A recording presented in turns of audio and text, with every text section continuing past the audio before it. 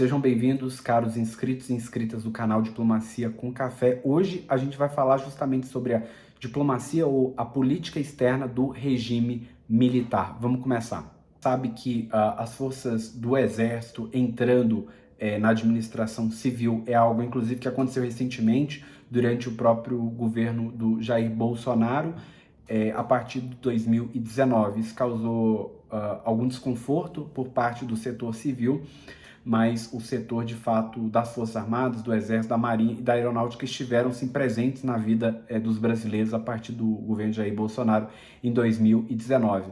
É quase impossível dissociar a participação de Bolsonaro, não é, na cultura brasileira a partir de 2019. A mídia falou muito sobre ele. Claro, ele tem esse certo apreço pelo regime militar. Bom, o regime militar ele começa a partir de insatisfação de parte das Forças Armadas, do Exército, da Marinha e da Aeronáutica. Inclusive é formado um triunvirato composto por um brigadeiro da Aeronáutica, também por um vice-almirante da Marinha e por um representante general do Exército, o general Arthur da Costa e Silva.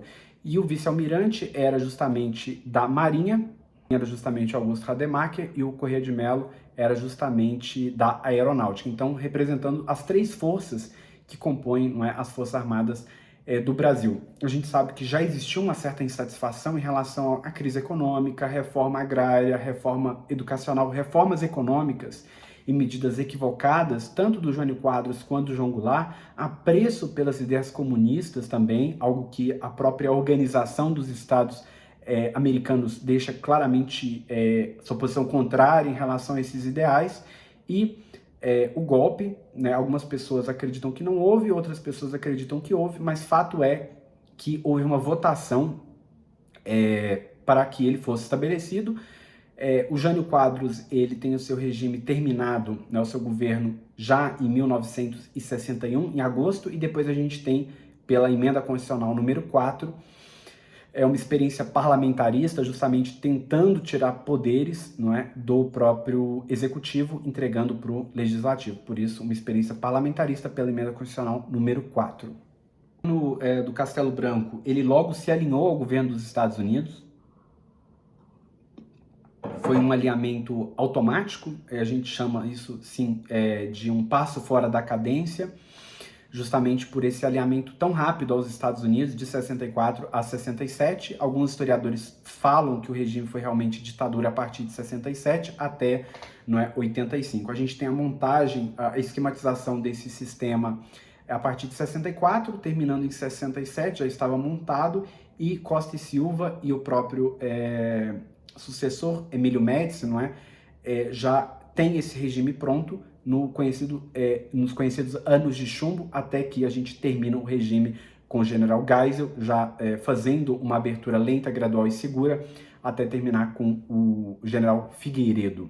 Parte da sociedade foi contrária ao regime militar, mas uma parte mais expressiva ainda foi favorável à Igreja Católica, embora existiam, não é claro, estudantes contra, movimentos de esquerda que eram contrários, como a própria UNE, CGT, a AP, Ação Popular da Igreja Católica, e também o movimento da Juventude Universitária Católica, ou JUC. Então, de fato, existia uma parte da sociedade contra, mas uma parte mais expressiva ainda favorável, contando com setores conservadores, da própria elite empresarial e da própria imprensa. Para que houve plebiscito em 63, terminando com essa experiência parlamentarista, e no dia 31 de março a gente tem, de fato, o golpe militar, e o general Castelo Branco assume, de fato, a presidência da República após a cedência do próprio deputado, o presidente da Câmara dos Deputados, o Ranieri Mazzilli. Então a gente já tem o Castelo Branco com a sua diplomacia da segurança nacional, justamente instalando o AI-1, primeiramente com uma nova Constituição, a partir de 67, a Constituição em vigor era a Constituição de 1946, do próprio governo Dutra. Depois a gente vai ter o AI-2, que, lembrado 2 justamente pelo bipartidarismo, MDB versus Arena. Então, todo regime que tenta se mostrar como mais democrático, embora seja de fato ditatorial, tenta trazer uma suposta oposição. Então, colocaram lá o MDB, que depois vai dar origem ao próprio PMDB. A Arena vai dar origem ao PSD, do José Sarney, e depois eles vão formar, o José Sarney e o Tancredo Neves, uma chapa para ganhar, não é? Naquele movimento pós-direta direta, justamente por eleições diretas que não ocorreram em 1985. O Congresso é que colocou, não é, votou a favor de eles serem eleitos aí por um clamor muito grande da população. José Sarney teve que sair do partido do PSD e foi para o MDB justamente para poder concorrer juntamente numa chapa única, porque senão o partido dele não ia permitir. Ainda em 67, ele convoca eleições diretas. Eu cometi um pequeno equívoco aqui, na verdade foi o AI-4 que trouxe essa nova Constituição, a de 67, na verdade, não foi o AI-1. O AI-1, na verdade, deu maiores poderes para o presidente da República. Bom, então, o AI-3, ele convocou eleições indiretas para governadores e os prefeitos das capitais seriam indicados justamente pelo presidente. Então, a gente teve uma maior centralização e menos participação popular. No governo Costa e Silva, o segundo presidente do regime militar, a gente tem a diplomacia da prosperidade, a gente tem, então, o AI-5, a medida mais repressiva do regime militar, justamente pela cassação do habeas corpus e também da liberdade de imprensa. O AI-5 ele foi editado em 13 de dezembro de 1968, mesmo dia do ministro Alexandre de Moraes, não é coincidências ou não. A gente tem, então, esse ato de cassação do habeas corpus. A gente ainda não fala em habeas data porque ele somente surge com o advento da Constituição de 1988. A gente tem, já em 1969, a Lei de Segurança Nacional, que permite, inclusive, a pena capital para certos crimes políticos e, claro, o AI-14 que proclama, de fato, a pena de morte no Brasil. Não foi a Constituição de 1967, nem o próprio AI-5, por mais repressivo que ele, de fato, fosse. Também tem uma retomada da PEI, da política externa independente, algo que o próprio governo Lula vai retomar no ano de 2002, e ele continua durante todo o seu governo, tanto o governo Lula I quanto o governo Lula II, não é, o atual presidente da República, e de fato o Costa e Silva ele buscou esse universalismo, embora o Brasil votasse ainda com Portugal em relação ao colonialismo português, em relação a esse apreço e também devido ao lobby português, isso só vai mudar, não é, essa postura que Portugal tem em 1974 com o presidente Geisel, que vai começar justamente a distensão, né, a detonta desse regime. Do presidente Geisel começa em 74, termina em 1979, é marcado por um pragmatismo ecumênico e responsável, justamente porque não buscava alinhamentos automáticos, buscava de fato, retomava ideais da própria Escola Superior de Guerra, a teoria dos círculos concêntricos, teve como o chanceler, não é, o chanceler Azeredo da Silveira. E, de fato, esse pragmatismo ele se reflete nas posições do Brasil agora retomadas em relação à universalidade e não mais a um apoio automático, por exemplo, a certos países, como, por exemplo, aos próprios Estados Unidos, justamente devido ao acordo nuclear com a própria Alemanha em 1975, a Alemanha Federal. De falar do presidente Geisel, é importante a gente lembrar do presidente Médici, porque no ano de 1970 o Brasil ele ganha no México da Itália. Então Jairzinho, Pelé, eles venceram né, fizeram um gol e venceram a Itália, não é? A Itália que é um rival histórico do Brasil, tetracampeã mundial. Então a Itália tem de fato muito respeito aí pelos times de futebol.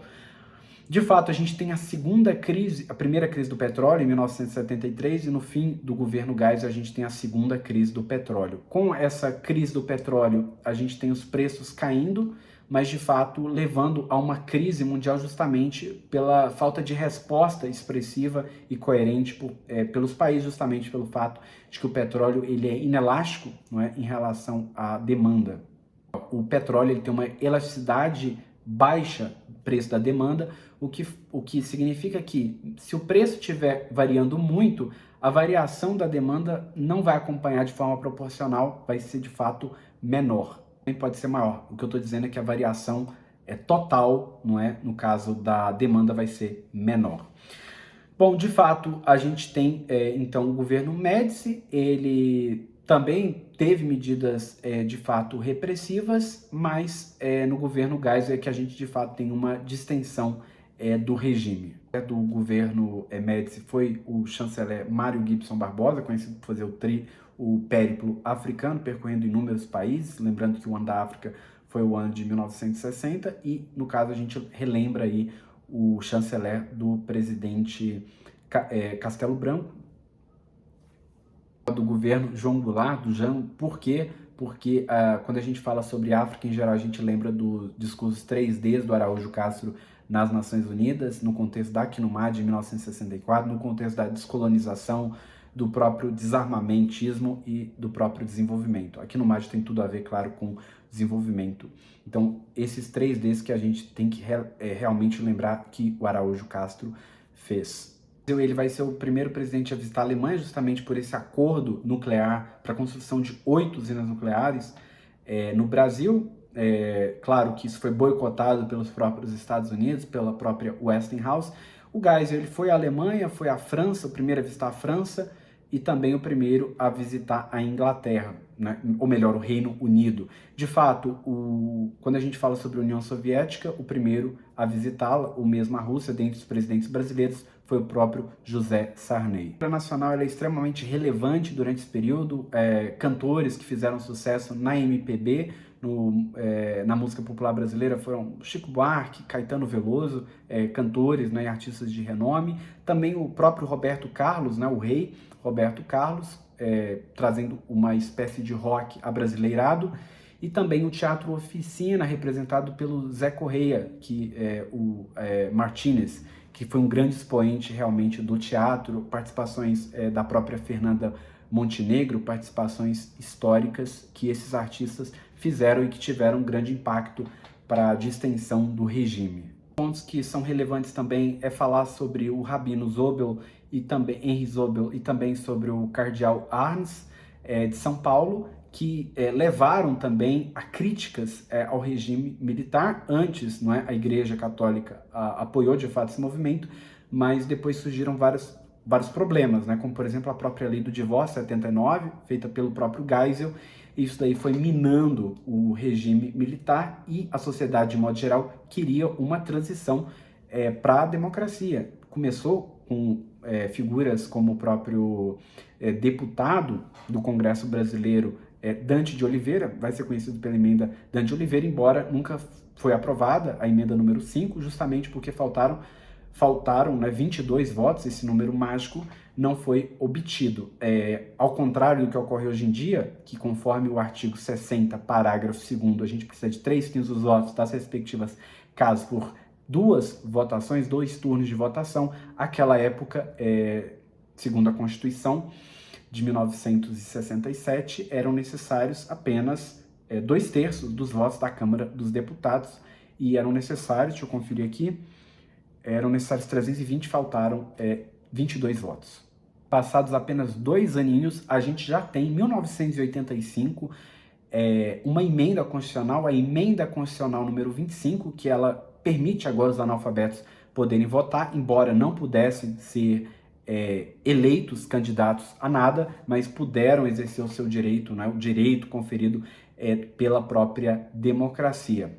Partidos de esquerda, inclusive o próprio Partido Comunista Brasileiro, eles puderam voltar, não é, para o campo democrático. Então existiram agora tanto partidos de direita quanto partidos de esquerda, de forma geral, e eles puderam competir, não é, a partir de 1989 nas eleições.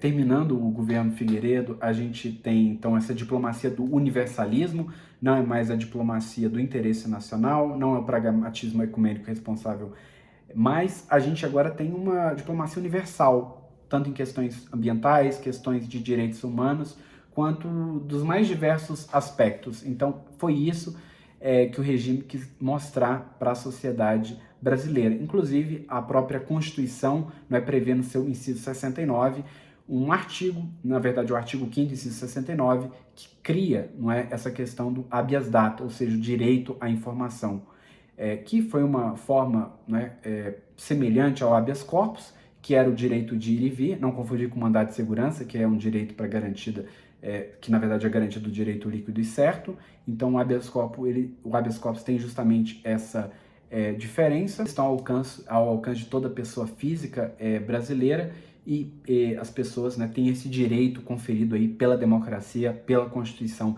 de 1988, pela Constituição Cidadã, pela Constituição de Ulisses Guimarães. Para terminar, é importante dizer o seguinte: o Brasil não rompe relações diplomáticas com a União Soviética, elas já estavam rompidas desde 1947, em 1964 há um rompimento com Cuba, e em 1900, durante o governo Castelo Branco, em 1974, durante o governo Geisel, a gente tem o estabelecimento de relações com a RPC, a República Popular da China, e o rompimento com Taiwan. Lembrando que os Estados Unidos somente estabelecem relações com a China, com a República Popular da China, em 1979, durante o governo do presidente Jimmy Carter. E durante o governo de José Sarney, a gente tem, então, uma retomada de relações diplomáticas com Cuba. É importante dizer que o Brasil ele tenta, não é, aplicar o seu universalismo mais atualmente, não tentando romper relações diplomáticas com com os diversos países que existem, mas tentando sempre a via do diálogo. Termino agora essa breve história da política externa do regime militar e aguardo vocês no próximo episódio. Um abraço.